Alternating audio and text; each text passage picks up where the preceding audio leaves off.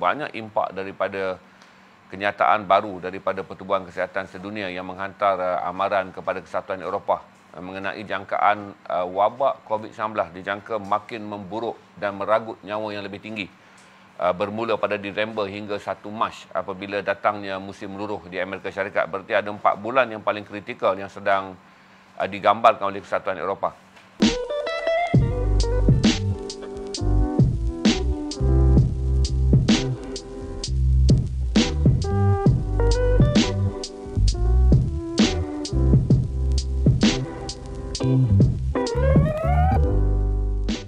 Assalamualaikum warahmatullahi wabarakatuh. Salam sejahtera dan selamat petang. Syukur Alhamdulillah. Kita ini hari apa?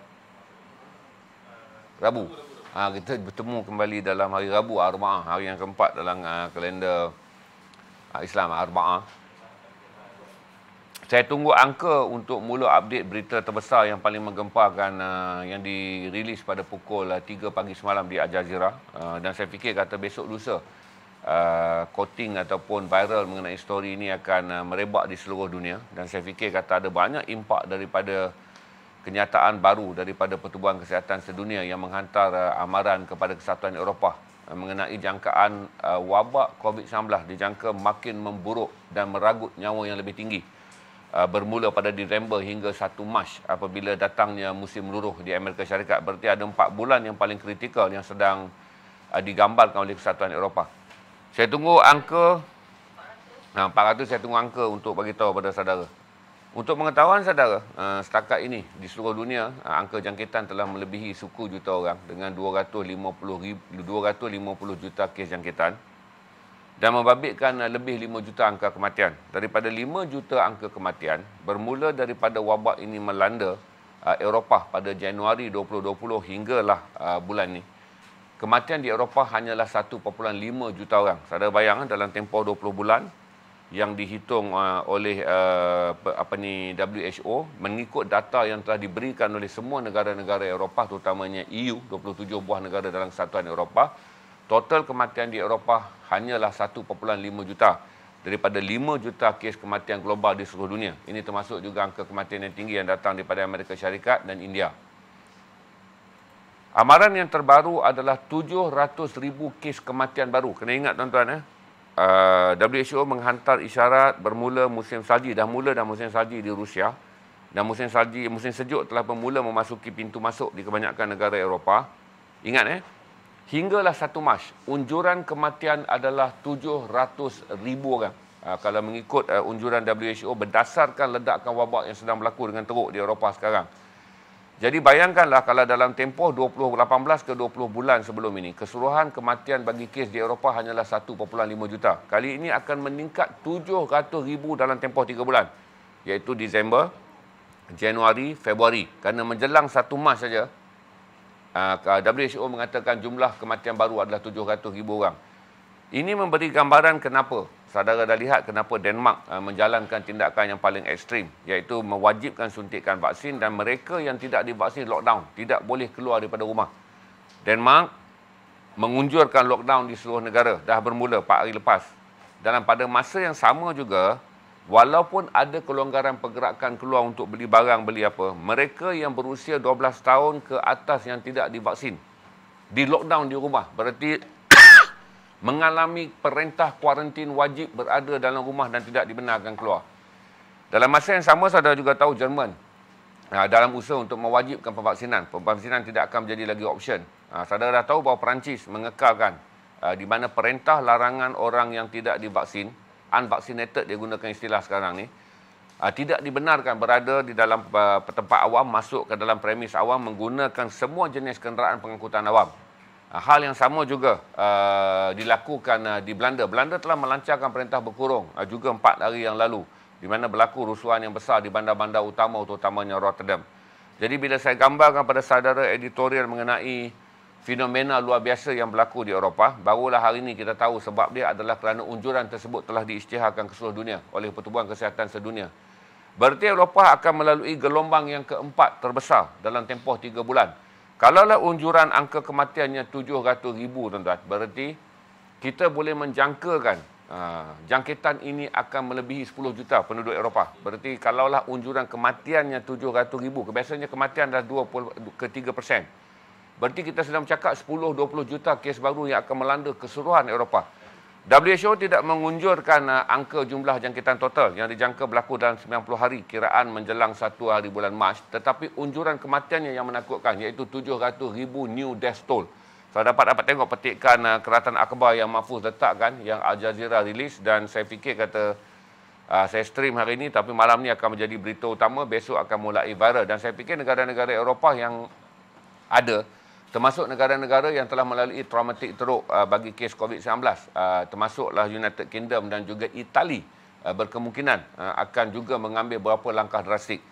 Ini kita akan lihat dalam tempoh terdekat kerana amaran daripada Pertubuhan Kesihatan Sedunia WHO pada Kesatuan Eropah adalah kajian lapangan berdasarkan angka jangkitan yang sedang mencanak tinggi di Eropah sekarang. Kenapa saya stream dengan saudara? Satu adalah apabila berlaku kes yang begitu tinggi di Eropah. Eropah adalah transit ataupun pusat penyebaran kerana lapangan terbang mula dibuka. Penerbangan yang dipanggil sebagai rentas negara, walaupun tiada penerbangan terus yang dibenarkan daripada Eropah ke Malaysia, tetapi wabak ini akan bergerak dengan apa saja yang merentas keluar daripada Eropah. Kalaulah kapal ataupun kapal terbang udara merentas, dia mungkin tak datang ke Malaysia, dia akan pergi ke negara-negara lain. Tetapi airport yang lain akan bergabung dengan airport Kuala Lumpur. Sekiranya berlaku rentas, sekalipun bukan rentas komersial, tetapi adalah rentas penerbangan komersial, rentas penerbangan kargo. Dia juga membabitkan perjalanan kapal. Dan berarti apabila apabila Pertubuhan Kesihatan Sedunia WHO menghantar isyarat ni, tuan-tuan, berarti dunia akan berada dalam gelombang yang terburuk dalam sejarah COVID-19 melanda.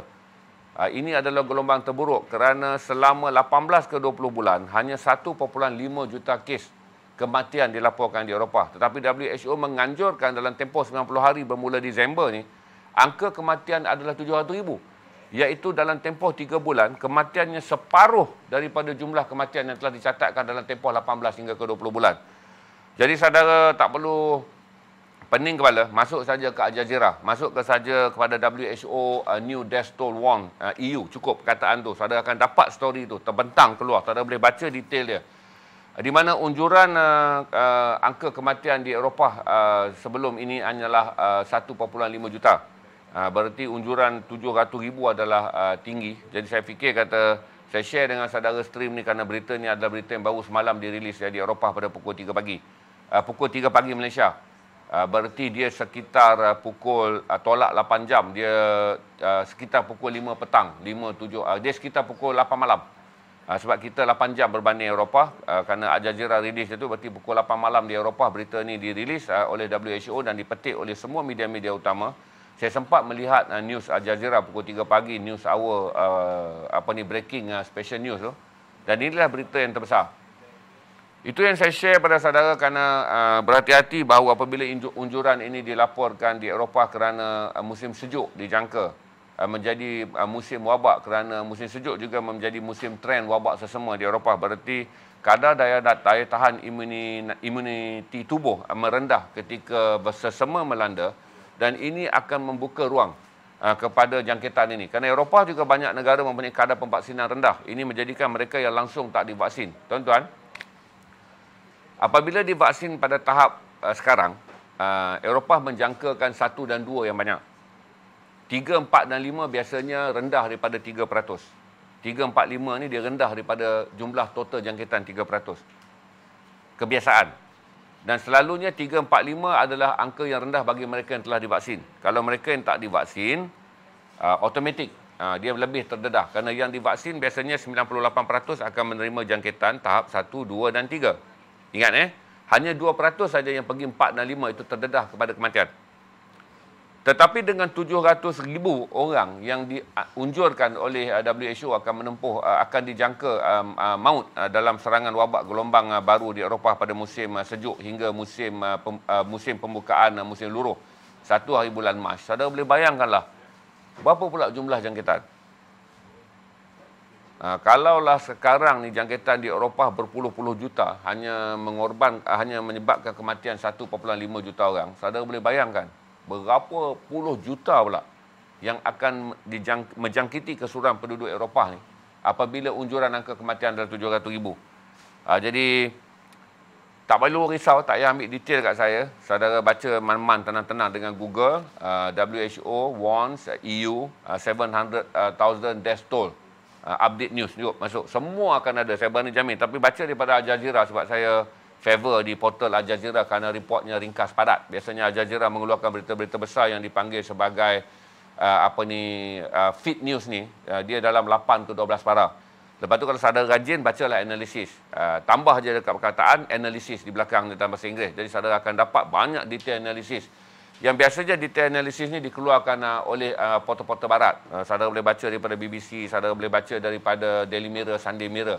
Semua akan mengeluarkan portal analisis. Tapi cukup untuk mendapat feed news dengan factual utama, dengan ambil link yang Mahfuz bagi tu, bukan link, keratan yang saudara ambil balik tajuk tu, saudara terus Google dan key in. Saya rasa bacaannya sedang tinggi, terutama bacaan di Eropah, kerana feed ni akan menggemparkan masyarakat seluruh dunia, kerana kita menjangkakan apabila pemvaksinan dilancarkan di seluruh dunia, angka kematian akan menurun. Tetapi dengan feed yang baru dikeluarkan oleh WHO, dia memberi gambaran bahawa tekanan utama yang sedang dialami oleh negara-negara Eropah adalah menyelamat dan melindungi mereka yang langsung tidak divaksin. Walaupun tiada varian baru ditemui, tiada varian baru, Eropah tak declare, WHO tak declare varian baru, berarti Eropah masih terdedah pada varian konvensional yang paling update adalah Delta dengan kekuatan 4 kali ganda daripada virus pertama kali yang ditemukan di Wuhan dan Hubei, China. Varian Alpha yang digambarkan 2 kali ganda lebih kuat daripada varian biasa yang ditemui di Hubei dan Wuhan, China.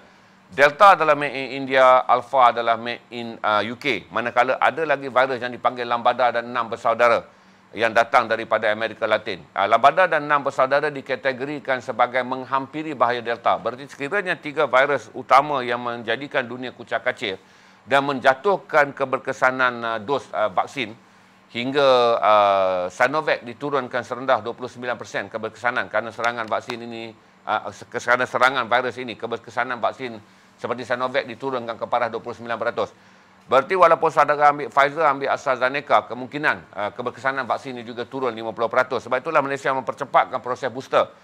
Walaupun booster yang ditawarkan kepada 8.2 juta rakyat Malaysia, mereka yang daripada warga emas, mereka yang berada daripada barisan depan dan mereka mengenai penyakit comorbidity, iaitu 3.2 juta daripada total 8.2 juta, ini agak perlahan sambutannya. Orang dah take for granted 2 dos adalah okey. Tujuan saya stream untuk bagi tahu pada saudara bahawa gelombang yang melanda musim sejuk di Eropah, beza dia adalah kita tak mungkin sekritikal itu, kerana antibody kita bekerja hanyalah untuk menentang apa-apa jenis virus. Tetapi antibody bagi mereka yang berada di Eropah, mereka akan terdedah kerana satu, antibody akan jatuh kerana serangan sesama biasa musim sejuk. Dan digandakan lagi, sekira antibody yang merendah kerana bekerja untuk melawan kuman sesama biasa, flu biasa pada musim sejuk, ditumpangi oleh virus COVID-19. Apatah lagi kalau virus yang datang itu adalah virus daripada varian Delta, Alpha dan juga Lambada serta 6 saudaranya. Itu yang saya update saudara petang ni. Saya harap saudara bagi respon yang serius. Mereka yang telah ditawarkan untuk mendapat booster. 40 tahun ke atas sekarang dah booster. Tahniah Jack, Niza dan juga As telah menjadi 3 yang pertama daripada garasi yang terus saja mengambil booster. Kerana mereka 40 tahun ke atas dan mereka adalah Sinovac. Okey, bagi saya yang ambil AstraZeneca, saya tak boleh pergi kerana AstraZeneca mestilah menempuh tempoh matang 6 bulan. Walaupun saya pun excited nak ambil juga kerana menyedari bahawa proses perjuangan untuk melawan COVID-19 tidaklah mudah. Okey, jadi tuan-tuan kekal positif, kekal dengan mengambil informasi untuk direnungi dan dijadikan sempadan kerja. Kalau ambil informasi kemudian nak dijadikan bantai apa semua tu akan menjadi masalah.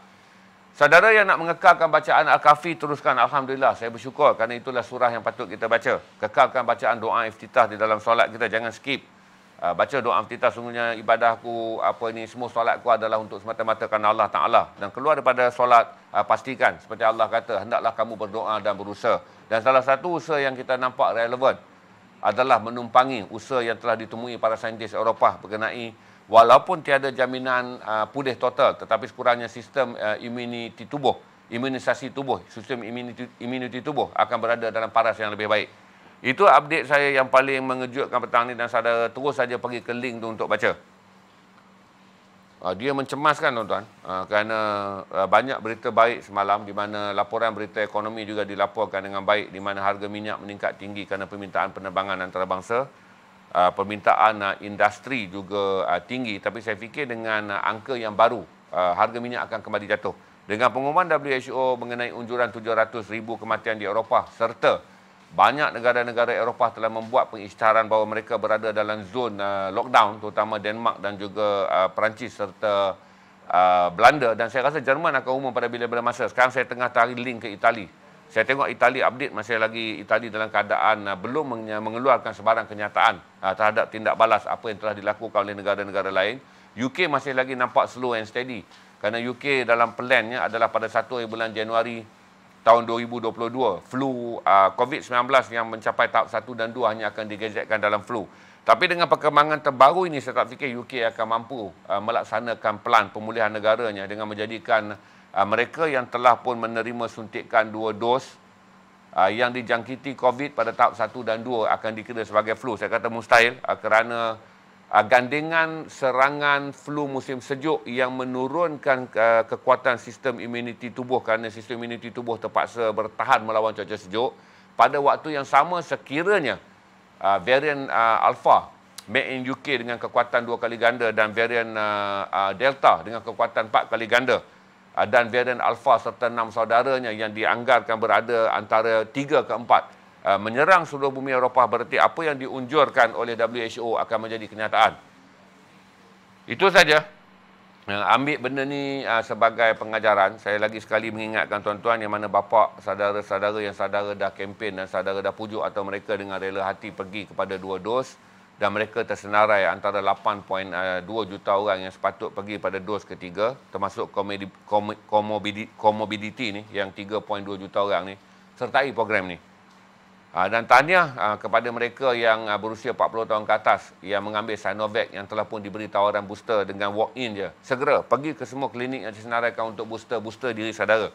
Kerana saya bagi tahu pada saudara, tak mungkin ada pembohongan dalam kajian lapangan bahawa kadar kekuatan vaksin menurun kepada 29% lepas 6 bulan. Saya yakin kod 29% itu dirujuk lebih kepada vaksin Sinovac. Jadi oleh kerana Sinovac yang didulukan dalam booster, anda yang telah mengambil Sinovac yang berusia 40 tahun akan datang, please sertai program booster bagi memastikan sekiranya dunia dilanda gelombang yang keempat dan Malaysia dunia dilanda gelombang yang ketiga dan Malaysia dilanda dalam gelombang yang keempat, saudara mempunyai lebih ketahanan tubuh. Tuan-tuan dan perempuan, tiada jaminan. Tetapi percayalah, tidak diturunkan penyakit tanpa penawarnya. Tiada jaminan akan pulih, tapi percaya, pegang bahawa tiada penyakit yang diturunkan tanpa obatnya. Bukan selain doa tu tuan-tuan, tak ada siapalah di antara kita yang tak berdoa. Saya katalah doa iftitah adalah doa penyerahan. Seluruh hidup dan matiku dan ibadahku semata-mata kerana Allah Ta'ala. Kita dah berserah dah. Bohonglah kalau tuan-tuan tidak menjadi orang yang menyerah diri kepada Allah. Setelah saudara beriman dengan agama Tauhid ni. Dan saudara orang yang membaca doa iftitah tanpa skip tiap kali solat walaupun dia sunat. Tetapi yang saya bercakap sekarang ni bukan penyerahan, tetapi adalah menyerah dengan ikhtiar. Kalau saudara ada ikhtiar lain, jalankan. Tetapi ikhtiar yang terbaik yang sedang diunjurkan adalah ikhtiar untuk mendapatkan vaksin.